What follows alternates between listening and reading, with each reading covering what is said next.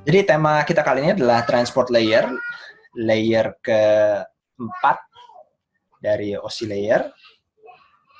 Dan pembahasannya nanti akan lebih banyak membicarakan tentang fungsionalitas dasarnya dan implementasinya menggunakan dua protokol yaitu TCP dan UDP. Transport layer sendiri adalah layer nomor 4, ada di antara layer network dan session layer. Dan layer ini memiliki fungsi yang cukup unik karena nanti salah satu peran utamanya adalah mengidentifikasikan aplikasi atau layanan yang menggunakan. Ya. Nah, jadi fokus kita di bab ini adalah menjelaskan pentingnya transport layer, mengidentifikasikan peran transport layer sebagai media layanan transfer end-to-end, ujung ke ujung antar aplikasi, menjelaskan peran protokol TCP dan UDP, lalu menjelaskan fungsi utama dari transport layer sendiri. Saya akan baginya menjadi dua bagian. Ini adalah bagian yang pertama. Nanti bagian yang kedua dilanjutkan pada sesi rekaman yang berbeda. Baik, ini adalah gambaran umum lagi mengingatkan bahwa dalam model TCP/IP, transport layer itu sudah tetap ada namanya sama di TCP/IP, ada di atas layer internet di bawah application, dan tanggung jawabnya adalah memindahkan data antar aplikasi. Jadi kalau network access membicarakan antar kartu jaringan, yang ini membicarakan antar kartu jaringan ya, ini network card. Internet layer membicarakan antar host, host pengirim ke host penerima, maka transport layer membicarakan adalah antar aplikasi, between application, aplikasi pengirim dan aplikasi penerima. Itu fungsinya dari transport layer. Fungsi dasar pada layer ini secara umum adalah, pertama, memungkinkan banyak aplikasi berkomunikasi secara bersamaan. Kita mengetahui bahwa jalurnya tunggal dari setiap host, umumnya tunggal ya, meskipun bisa lebih dari satu, umumnya tunggal, dan banyak aplikasi yang mau menggunakan jalur konektivitas jaringan tersebut. Jadi kita menggunakan fungsi dari OC Transport Layer untuk nanti memungkinkan komunikasinya bersamaan. Bisa sambil browsing, bersamaan dengan upload data, bersamaan dengan update antivirus, bersamaan dengan chatting, semuanya bisa dilakukan bersamaan karena ada fungsi dari peran kerja dari OC Transport Layer ini, protokol pada OC Transport Layer. Lalu fungsi umum kedua adalah menjamin jika dibutuhkan reliabilitas data yang diterima, dan yang ketiga menangani mekanisme error. Untuk menjalankan fungsi-fungsi tersebut, beberapa tugas yang dilakukan transport layer adalah, pertama, melakukan tracking, komunikasi antara aplikasi sumber dan tujuan, mengidentifikasi aplikasi yang menggunakan, segmentasi data, dan conversation control. Mari kita lihat dulu yang pertama maksud dari tracking. Tracking di sini maksudnya adalah protokol pada transport layer itu harus mengenali aplikasi-aplikasi yang berjalan di host tersebut, ya. Maksud trackingnya adalah di sini, dan dia mengetahui ini lalu lintas punya aplikasi yang mana. Jadi tugas layer 4 mempertahankan berbagai jalur conversation yang ada yang diciptakan oleh aplikasi-aplikasi di dalam host tersebut. Contoh di sini kita bisa melihat, misalnya ada aplikasi instant messaging, membuka banyak halaman web mungkin dalam browser yang berbeda, lalu layanan VoIP, layanan streaming, layanan email, dan yang lainnya, semuanya itu di-track, dicatat oleh protokol pada layer transport. Dia mendata, ini aplikasinya apa, menggunakan sumber daya jaringannya kapan, gitu ya. Lebih tepatnya adalah menggunakan sumber daya jaringan dengan nanti identifier apa, nomor port biasanya. Lalu bagaimana saya bisa memungkinkan mereka seolah-olah berkomunikasi secara bersamaan. Ini juga indikasikan fungsinya yang kedua, yaitu selain dia mencatat, melakukan tracking conversation-nya, dia juga harus mengidentifikasikan aplikasi-aplikasi tadi secara eksplisit. Jadi, dengan mengidentifikasikan aplikasi dan dengan memantau tadi, maka aplikasi yang membutuhkan konektivitas jaringan itu sendiri tidak perlu mengetahui detail teknis operasi jaringan. Tidak perlu mengetahui jenis host, tidak perlu mengetahui tipe media, tidak perlu mengetahui jalur pengiriman, atau ukuran jaringannya. Yang perlu diketahui hanyalah saya mau mengakses jaringan, dan saya mendapatkan jatah ID sekian. Begitu kurang lebih. Layer di bawah transport sebaliknya juga tidak perlu mengetahui aplikasi apa yang mengirimkan data. Jadi misalnya protokol IP tidak perlu mengetahui ini sebenarnya data dikirim dari aplikasi mana sih? Dari web browser kah? Dari VoIP kah? Dari klien email kah? Tidak perlu diketahui. Layer di bawah layer transport seperti IP tidak perlu mengetahui siapa yang ngirim. Dia hanya perlu mengetahui mau dikirim ke host app dengan ID apa, dengan alamat IP apa misalnya kalau protokol IP. Nah, identifier ini yang akan digunakan oleh layer transport untuk mengetahui aplikasi satu dengan yang lain, itu nanti kita kenal dengan nama port number. Dengan memahami ini aplikasi punya siapa, ya, dia melakukan trackingnya, maka tugas transport layer berikutnya adalah kalau datanya, potongan datanya terlalu besar, maka kita akan potong menjadi potongan yang lebih kecil. Jadi setiap aplikasi yang punya kiriman data atau penerimaan data yang besar, khususnya dari sini dari sudut pandang kirim ya, kiriman data yang besar, maka akan dipotong-potong, disegmentasi oleh protokol pada layer transport supaya bisa dikirim melalui media. Karena ukuran terlalu besar tidak akan muat dari media. Dan dengan melakukan segmentasi memungkinkan dilakukannya multiplexing supaya seperti yang terlihat pada gambar, kalian lihat di sini, satu jalur tunggal itu bisa digunakan sekaligus. Satu jalur tunggal bisa, sorry saya terlalu besar. Satu jalur tunggal bisa digunakan sekaligus untuk banyak aplikasi. Warna ungu misalnya untuk instant messaging, warna merah untuk email, warna hijau untuk VoIP, dan seterusnya. Menggunakan jalur tunggal yang sama. Dan itu hanya bisa dilakukan kalau sudah disegmentasi, sehingga multiplexing-nya bisa dilakukan. Selanjutnya, kalau sudah diterima di tujuan, kalau dimungkinkan dan dibutuhkan, maka protokol pada layer transport juga melakukan proses reassembly, penyusunan ulang. Yang tadinya diterima mungkin dalam urutan yang tidak beraturan atau kurang beraturan, katakanlah potongan yang diterima adalah potongan nomor 1, lalu nomor 3, lalu nomor 2, baru nomor 4, maka bagian-bagian yang berbalik tadi disusun kembali, di-reassembly kembali, digabungkan kembali, baru kemudian dikirim ke aplikasi yang akan mengolah atau menerimanya. Gitu ya. Nah, ini adalah slide yang menjelaskan proses multiplexing yang tadi saya tunjukkan, bahwa satu jalur akan dipakai bersama-sama, di mana potongan-potongannya, potongan segmen ini akan digabungkan dalam jalur tunggal, agar lebih efisien penggunaan medianya. Lalu berikutnya tugas yang keempat adalah, jika diperlukan, di sini di titik garis bawah atau ditebalkan ya, bahwa ada kalimat jika diperlukan, karena tidak selalu diperlukan, yaitu melakukan proses conversation control. Yang dimaksud dengan proses conversation control adalah membuka sesi koneksi, menjamin pengirimannya ketahuan nyampe atau tidak nyampe, itu yang disebut dengan reliable delivery. Kemudian ada same order delivery, menjamin bahwa segmen tersebut disusun ulang dalam urutan yang tepat, yang tadi saya bilang. Dan yang terakhir adalah flow control, yaitu mengatur kecepatan kirim. Kecepatan kirimnya seberapa cepat dalam satu satuan waktu atau seberapa lambat dalam satu satuan waktu. Ini jika diperlukan. Jadi tidak setiap aplikasi memerlukan ini.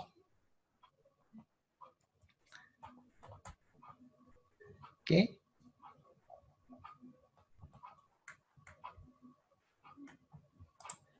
Next. Bagaimana transport layer menjamin reliabilitas? Reliability dalam bahasa Inggrisnya maksudnya adalah ketahuan nyampe atau tidak nyampe-nya. Ada perbedaan pemanfaatan pengiriman data. Beberapa aplikasi membutuhkan jaminan reliabilitas. Mayoritas aplikasi membutuhkan itu. Tapi ada beberapa jenis aplikasi lain yang lebih mengutamakan kecepatan dibandingkan reliabilitas. Jadi ada dua stream utama, ada dua jenis utama di sini. Yang pertama adalah yang membutuhkan pendekatan reliable. Reliable berarti ada model tanda terima, acknowledgement.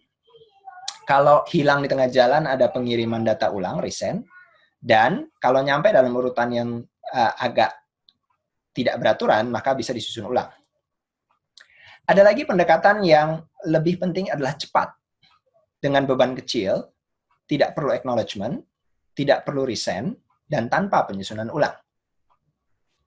Model yang pertama itu cocok untuk data sensitif seperti data transaksi, email, web, dan sebagainya.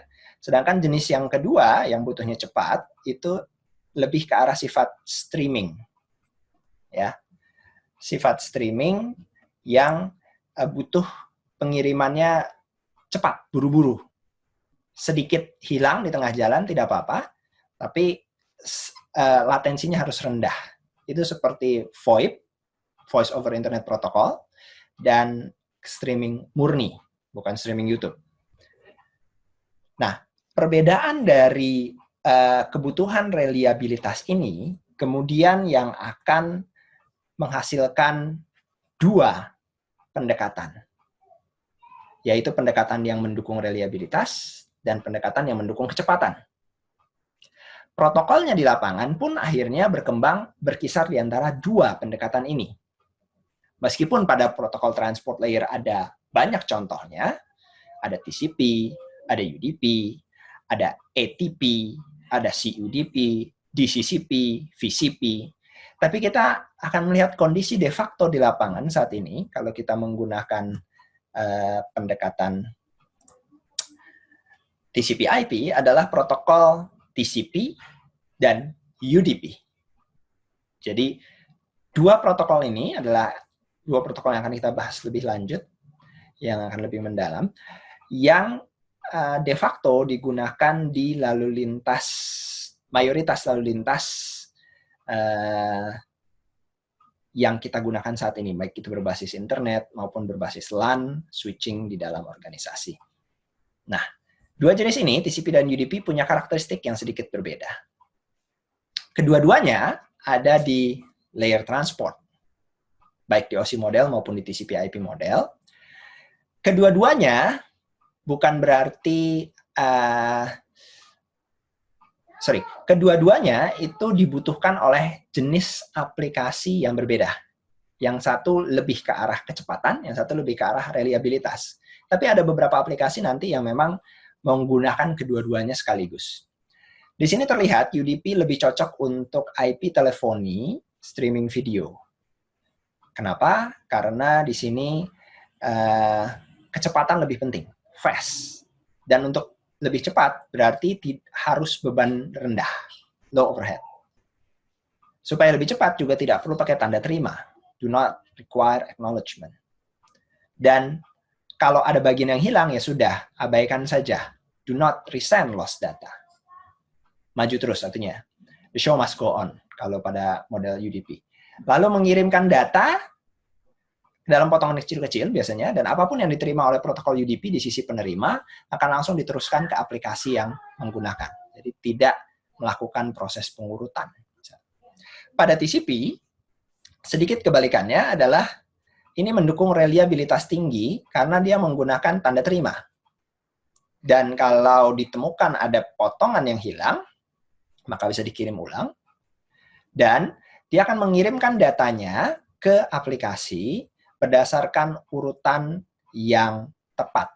Urutan 1, 2, 3, 4, saat di perjalanan mungkin berubah karena melalui jalur yang berbeda menjadi 1, 4, 32 akan diurutkan kembali menjadi 1, 2, 3, 4. Seperti itu. Nah, penggunaan TCP dan UDP dipakai bersamaan di jaringan internet kita saat ini.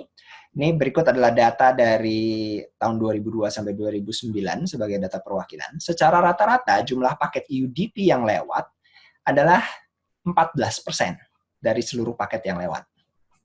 Jumlah paket ya, setiap paket bisa memiliki ukuran berbeda-beda. Secara rata-rata, paket ukuran TCP akan lebih besar daripada paket ukuran UDP. Sehingga besar data UDP yang lewat hanya sekitar 6%-nya secara rata-rata. Nah, saya yakin ini tidak akan mengalami perubahan yang banyak, kurang lebih akan sama di kondisi sekarang di tahun 2020, karena memang karakteristiknya banyak aplikasi kita yang lebih banyak memanfaatkan TCP ketimbang UDP. Kenapa seperti itu? Karena memang banyak aplikasi kita yang membutuhkan reliabilitas. Tapi bukan berarti UDP tidak berguna. Bukan berarti kita harus menyingkirkan UDP. Lebih tepatnya, saya akan mengganti kalimat versus ini menjadi kolaboratif plus. Karena kedua-duanya sebenarnya diperlukan untuk fungsi jaringan yang normal.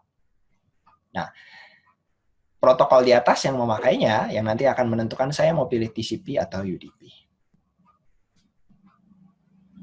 Sampai di sini, apakah ada pertanyaan? Saya mau nanya, kan tadi kata Bapak kalau misalkan yang UDP itu data transfernya lebih besar kan daripada yang itu TCP. lagi. TCP Yang ukurannya rata-rata lebih besar dari UDP. Nah, kenapa kok kayak misalkan kita streamingnya benar-benar streaming live, kok itu lebih nyedot banyak kuota daripada yang UDP itu, Pak? Oke, baik. Pertanyaan bagus. Jadi maksud saya dalam pernyataan ukuran dari segmen TCP lebih besar, ukuran data TCP lebih besar, itu karena sebuah segmen TCP itu memiliki header yang lebih besar. Header TCP. Ini segmen. Misalnya datanya adalah, katakan di sini saya punya data 100 byte, gitu ya, maka headernya adalah 20 byte untuk setiap segmen TCP. Sedangkan untuk datagram UDP, ini datagram, untuk setiap 100-nya, itu kita punya ukuran yang jauh lebih kecil, 8 byte. Oke? Nah, ini headernya ya, header UDP. Jadi, dari sisi konteks mau mengirim jumlah data yang sama banyaknya, sama besarnya, TCP akan lebih besar. Plus lagi nanti pada TCP saat mengirim harus ada tanda terima, kembalian lagi. Gitu. Sedangkan pada UDP kirim, nggak nungguin tanda terima. Begitu ya, di sini TCP, di sini UDP. Oke. Nah, pertanyaan kamu bagus. Kenapa kalau saya streaming malah nyedotnya lebih banyak? Karena saat kamu streaming, seperti sekarang saat kita Zoom streaming seperti sekarang, kiriman video itu membutuhkan jumlah data ini yang banyak. Ketimbang kalau hanya membuka sebuah halaman web. Jadi di sini yang menjadi faktor penentu adalah jumlah data yang mau dikirimkan dari pengirim ke penerima. Kalau sebuah halaman web, katakanlah kalian bisa buka hanya dengan ukuran 1 megabyte, maka untuk stream video, mungkin kalian membutuhkan, katakanlah ini konten untuk menyampaikan konten yang sama ya, katakanlah ini membutuhkan 30 megabyte. Begitu.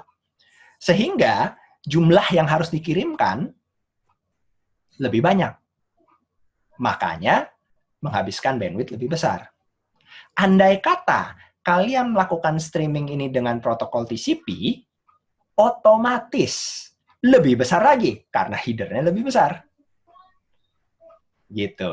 Jadi di sini yang menyebabkan kenapa kok saya streaming lebih besar, karena memang data yang dilewatkan lebih banyak. Kalau data yang mau dilewatkan itu lebih banyak menggunakan TCP, datanya akan lebih besar lagi. Makanya untuk streaming digunakan UDP. Demikian penjelasan saya. Kira-kira sudah paham? Paham, Pak. Oke, sip. Lanjut, ada pertanyaan lain? Kalau streaming pakai protokol TCP bisa nggak, Pak? Streaming dengan protokol TCP bisa saja, tapi efeknya adalah begini.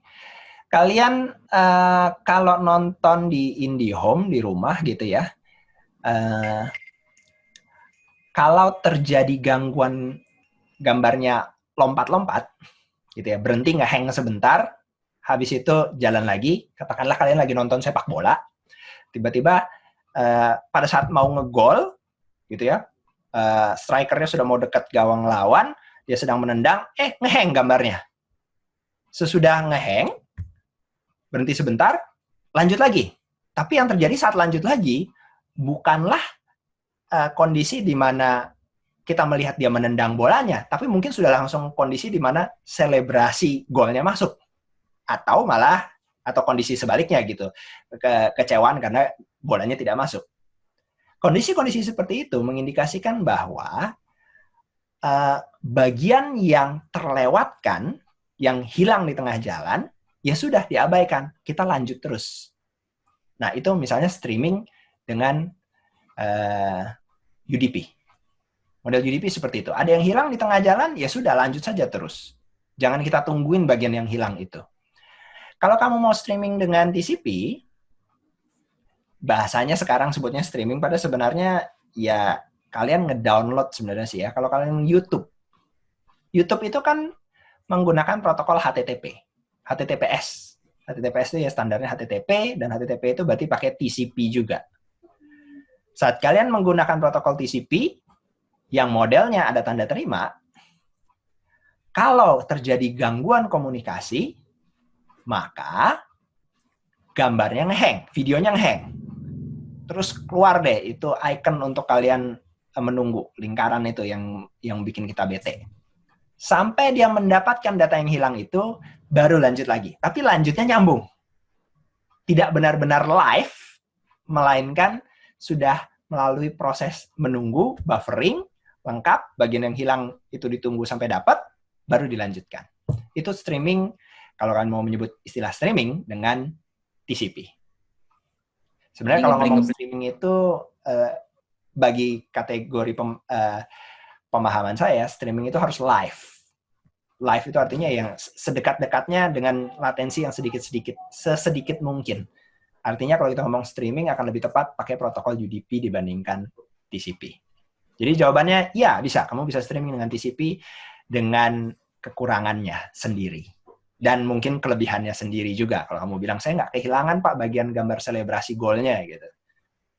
Bagian bolanya masuk ke gawangnya gitu. Bisa saja. Tapi perbedaan kedua karakteristik itulah yang akan berpengaruh besar nanti pada beban jaringan. Karena nanti di header-nya ini besar, dan TCP lebih besar ya. Dan pada TCP itu ada model bolak-balik. Ada acknowledgement. Protokol layer 4 yang akan kita bahas adalah TCP dan UDP. Ini adalah header TCP. Header TCP ukurannya 20 byte untuk setiap segmen. Jadi seperti yang saya gambarkan tadi, kalau ada 100 byte data yang mau dikirim, saat dienkapsulasi dengan TCP, jadi 120 byte. Karena 20 byte-nya adalah punya header-nya TCP. 100 byte yang sama, kalau dikirim dengan UDP, hanya menjadi 108 byte. Karena ukuran header datagram hanya 8 byte. Perbedaan ini sangat mencolok, selisihnya 12 byte ya. Tapi TCP yang ukurannya lebih besar mendukung fungsi-fungsi yang tadi sempat saya jelaskan di awal. Yaitu membuka sesi koneksi, menjamin pengirimannya itu adalah teratur saat mau disampaikan ke aplikasi, reliable delivery, ketahuan hilang atau tidak, kalau hilang bisa dikirim ulang, dan flow control, pengiriman dengan pengaturan kecepatan. TCP menambah overhead sekitar 20 byte, yang menggunakan adalah banyak aplikasi yang umumnya membutuhkan reliabilitas tinggi, web browser, email client, file transfer, dan yang lainnya. Dari fungsi tambahan pertama, establishing a session, sebelum mulai komunikasinya, TCP buka sesi koneksi. Sesudah selesai, tutup koneksi. Bahasa simpelnya, ada salam pembuka, ada salam penutup. Detail prosesnya nanti kita bahas. Fungsi berikutnya lagi adalah same order delivery tadi. Banyak jalur menuju tujuan. Bisa saja segmen yang satu dikirim melalui jalur A, segmen yang kedua melalui jalur B, segmen yang ketiga melalui jalur C, kecepatannya beda-beda. Itu adalah haknya router nanti di tengah jalan, mau mengarahkan sebuah paket lewat mana. Karena TCP punya nomor segmen, maka saat sampai di tujuan, protokol TCP penerima bisa mengurutkan kembali potongan tadi, yang mungkin urutan diterimanya tidak bersamaan. Kemudian hasil gabungannya itu, hasil yang sudah diurutkan baru dilempar kembali ke aplikasi yang memang dituju. Ketiga, reliable delivery. Bisa menjamin reliabilitas. Berarti TCP juga melakukan tracking transmitted data, acknowledging receive data.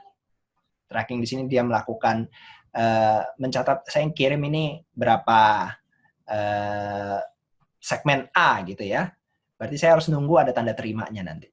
Karena dari sisi penerima nanti harus memberikan tanda terima, acknowledgement. Dan kalau tidak ada tanda terimanya, atau tanda terima meminta urutan segmen sebelumnya, itu berarti saya harus retransmit. Nah, retransmit, baik itu karena permintaan dari sisi penerima, ataupun karena tidak ada tanda terimanya. Ini merupakan beban tambahan bagi bandwidth jaringan, dan tidak selalu dibutuhkan. Oke, yang keempat adalah flow control. Jaringan memiliki sumber daya yang terbatas. Sumber daya yang terbatas seperti memori, bandwidth, khususnya bandwidth ya, itu tidak mudah untuk ditingkatkan. Dan arsitektur internet kita sekarang sama konsepnya dengan jaringan komputer pada umumnya, itu ya punya batas atas, punya batas maksimum juga. Bayangkan kalau setiap klien mengirimkan datanya, setiap server mengirimkan datanya, tanpa membatasi kecepatan kirim. Maka yang kita dapatkan adalah kondisi di mana jaringan itu menjadi lumpuh. Karena semuanya berebutan mau masuk.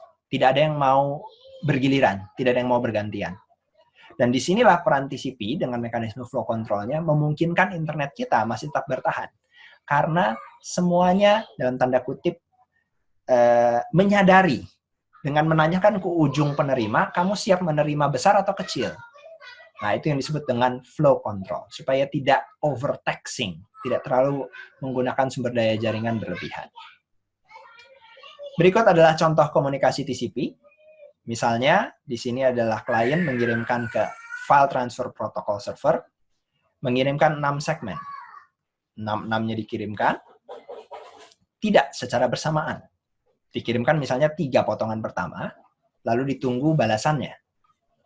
Ini saat diterima, lalu diberikan balasan oleh server FTP, ini balasan saya.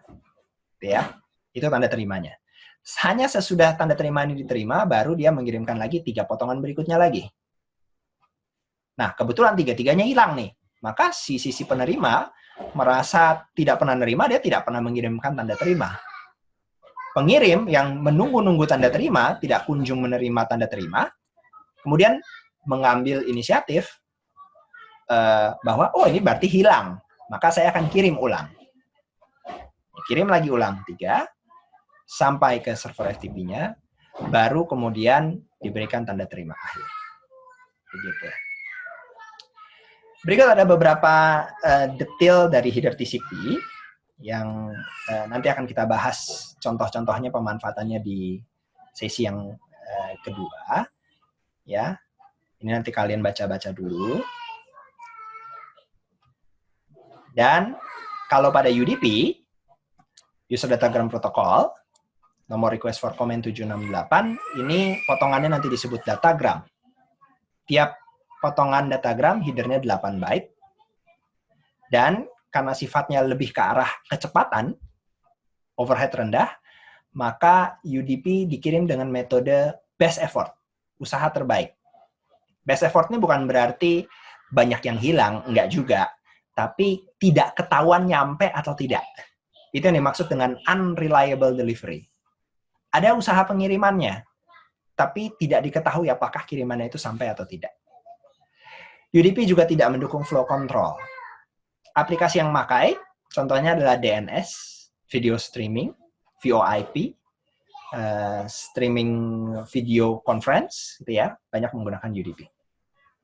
Ini contoh komunikasi UDP untuk pengiriman data, mirip seperti tadi. Filenya adalah TFTP. Servernya adalah TFTP, Trivial File Transfer Protocol. Jadi filenya dikirim ke server sekaligus, 6 potong ya 6-6-nya dikirimkan.